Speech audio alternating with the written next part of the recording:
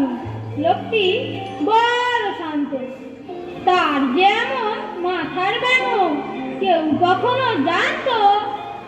দিব্যি ছিলেন খোঁজ মেজাজে, চেয়ারখানি চেপে একলা বসে ঝিমঝিমিয়ে হঠাৎ গেলেন খেপে।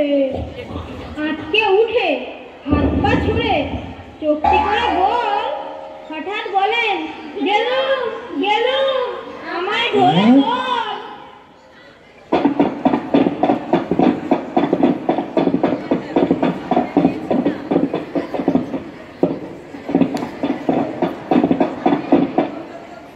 তাই শুনে কেউ বদ্যি ডাকে, বদ্যি মশাই, বদ্যি মশাই।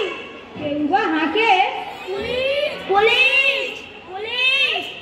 কেউ বা বলে, কামড়ে দেবে, সাবধানে তুলি।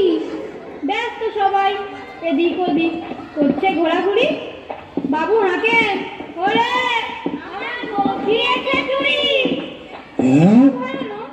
আজব কথা, তাও কি হয় সত্যি? গঞ্জুরা তো তেমনি আছে, কমে নিয়ে এক রাত্রি।